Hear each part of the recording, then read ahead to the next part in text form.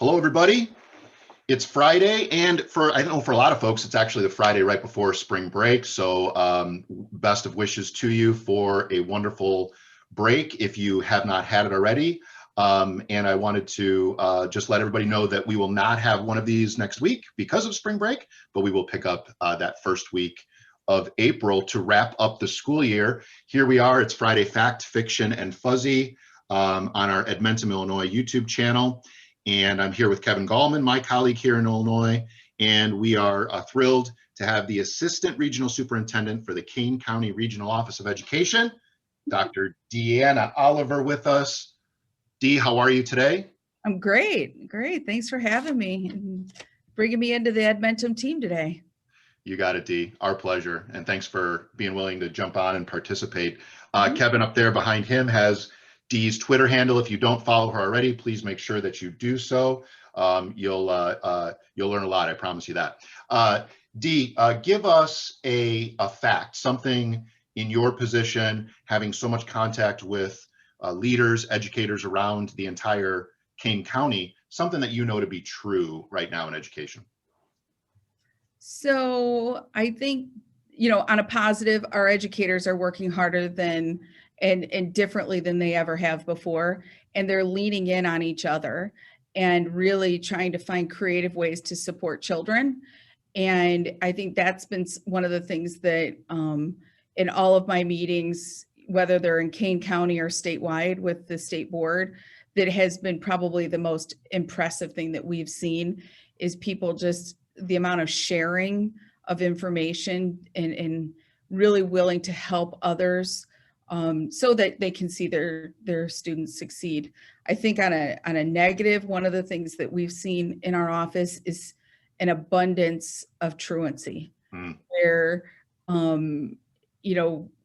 we had truancy issues before, there's no doubt, but the truancy issues now are alarming. And I think that the schools see it, we see it, and then, that gives us pause for what we do in the fall and how we address not only the learning loss, but how to get kids kind of in that mode of returning to school. And I think that's been one of the things that we've seen. Yeah, Dee, absolutely. Like you said, it's a challenge. It's always a challenge to get kids, of course, to all kids to come to school on a regular basis, but particularly in a situation when you are remote and you have to be remote, that does open the door maybe for more kids to be truant who maybe wouldn't otherwise be truant. Right. And they may not have the support at home or parents that know how to or understand technology to get the kids online.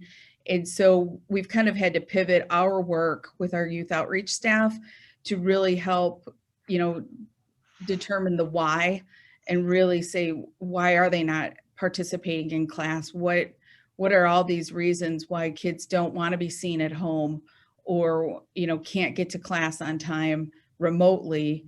And trying to really find, solid solutions for them. It's a really, really big challenge and good work just peeling back the onion, just getting to the heart of what that issue is. So those are some facts. Dee, what's a fiction that you see during this time? So I heard this a lot and it was almost annoying to me. So I'll just share that when people kept saying kids are safer at home, and I think we really need to say a lot of kids are safer at home, but not all kids are safer at home. And in our county, we're seeing abuse and neglect numbers go through the roof.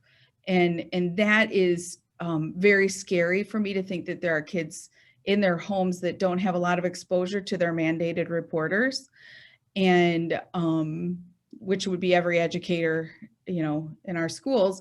So I think that was one of the things that people kept saying is a truth, is that they're safer at home. Well, they might be safer from some things, but that doesn't mean that they're safer at home in all respects. And so that was one of the things that I kind of identified as a fiction. I think always think of that. It takes a village saying, and I think getting back to that where we are more of a village and seeing the positives that we glean from one another is one of the things I'm really looking forward to in the next few months. So thanks for sharing that. Yeah. What's our last question what is a fuzzy? Something that is warm and fuzzy and or still a little bit unclear. So I think a warm and fuzzy would be that during COVID, I got to spend more time with my dogs, which was, and if you've seen my Twitter, you'll know that I have a Newfoundland at home and a very old cockapoo. And so that would be my warm and fuzzy. But I think as far as educationally fuzzy and what I don't know what schools are going to look like in the fall. Like when the kids come to us, they may have some amazing skill sets of independent learning that they are going to bring to the table that people may not be aware of. And, or what does the learning loss look like? Or how do we get them into those routines again of getting up in the morning, getting on a bus, getting to school, like, and then I think, not knowing what the legislative requirements are going to be, either related or unrelated to the pandemic.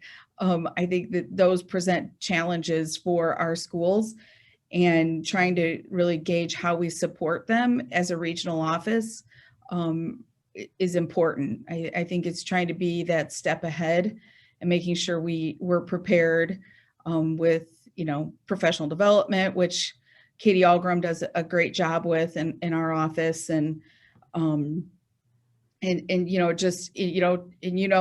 Phil Morris and trying to support them from the tech side in the schools. So I think we're just trying to navigate, like, what does the fall look like and how do we make sure that we're prepared to provide the best for everyone.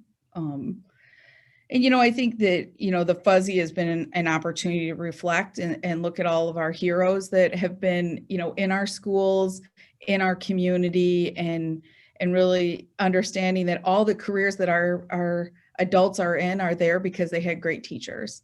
And so that's been kind of a fuzzy for me. So many challenges and so many great people working on those challenges. And that's the great part about this is when we come together. So thank you, Dee. She is Dee Oliver from the Kane County ROE. Twitter handle again at Deanna D. Oliver. Find those dog pics and follow along. So thank you very much. Don't forget about the pizza, Jason. Yeah, pizza absolutely. Well. Yeah. Don't ever forget about Monocle's Pizza. We'll have to tag them again too. Make sure that they get their shout out in Central Illinois. Always a favorite spot for both of us, right, Dee? Yeah, and thanks to Amber Hefner for being the guinea pig, because I watched her video and was able to glean some knowledge from that. So thanks, Amber. Fantastic. Thanks a lot, Dee. Everybody have a fantastic weekend, and we'll see you in a couple weeks.